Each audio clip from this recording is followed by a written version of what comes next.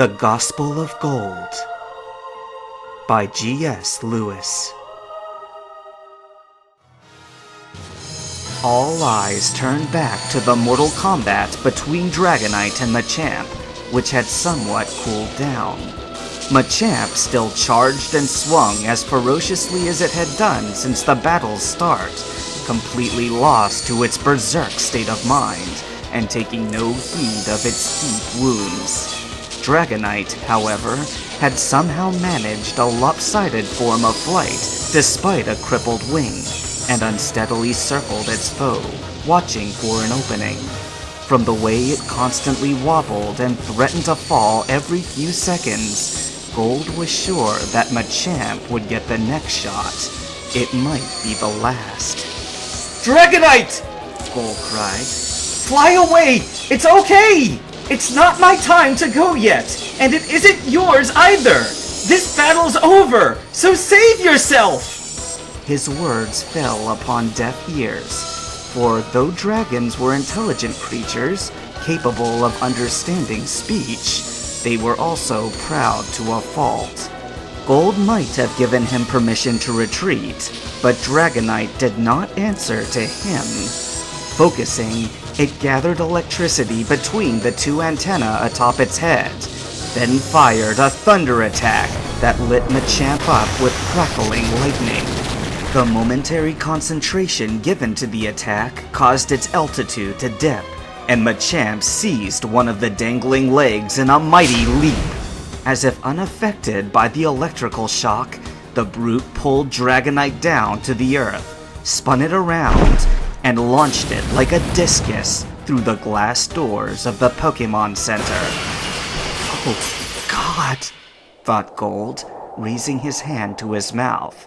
He couldn't even see if Dragonite had survived the devastating throw, but there was glass everywhere. Machamp stood wheezing, covered in burns, wounds, and perspiration.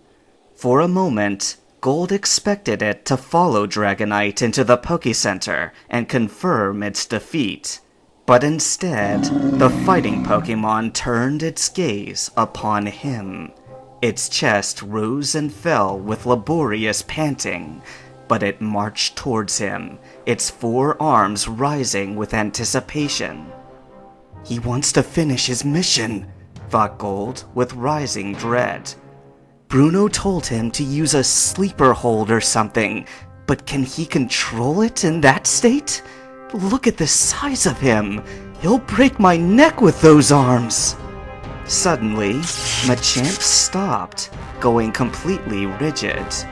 Gold could tell at once that it wasn't voluntary, and the creature's eyes shifted side to side with a confused expression. A moment later, gravity intervened, and the hulking beast toppled over in the same posture. He lay motionless on the ground. Did he faint? Gold wondered, staring at the fallen elite Pokemon. Or was it some kind of paralysis condition? Gold! Look out! Marina? Is that— Whoa! Onix's tail whipped out towards him, doubtless with the intention to nab him now that its teammate was down. Gold leapt backwards by instinct, but he saw that the tail was faster and had a far greater range. It had just about reached him when a flurry of razor-sharp leaves showered into the stony tip. Onix howled like it had been stung, but its bellow was cut off as a burst of pressurized water struck its face. Hold him off, Rocky! Gold glanced behind him, just as the Pokeball whirled past his head. There stood his friends, Marina flanking Croconaw and Bayleaf, and Jinichi still on one leg in post-throwing stance. Joy and astonishment filled his heart at once, so that Gold didn't even register the tussle of the two Onix behind him. Guys! He exhaled in amazement. You're here! But how did you make it so fast? Morty had a boat, said Jinichi simply. It was just a visit home, Marina added, reusing Gold's words in a critique. Our journey isn't over yet, but we can talk later. Let's deal with this onyx first. Gold nodded and turned around, putting a safer distance between himself and the gigantic rock snakes. It was easy to tell Jinichi's onyx from Bruno's, for the latter was almost double in size and twice as agile. Rocky would have rapidly been smashed to powder, if not for the continued cover fire provided by Bayleaf and Croconaw. The enemy onyx soon tried to rid itself of their stinging shots, but Jinichi's managed to constrict its movement every time the head or tail end lashed out.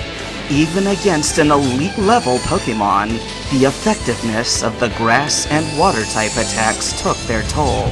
But as its pain compounded, so too did its rage. Jeez! Marveled Jinichi as a crater formed around the two onyx from the increasing amount of displaced earth. He's still struggling! How the hell did you get an onyx this strong to come after you? Bruno owns it, Gold answered grimly.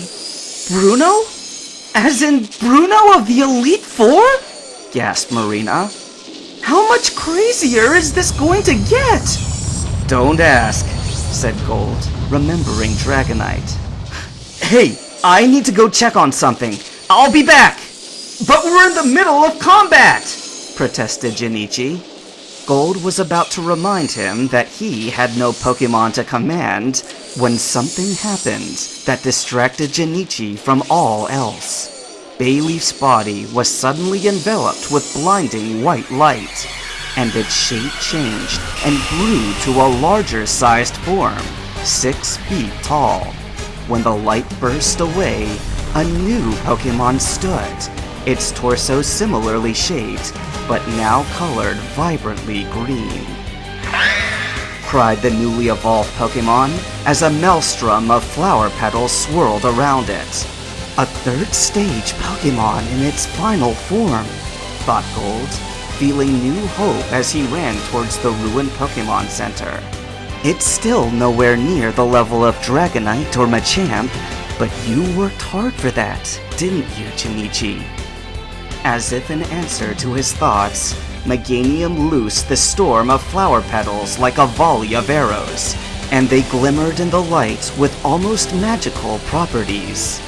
Onyx howled as the flowery blades engulfed it and danced the deadly parade of 1,000 cuts.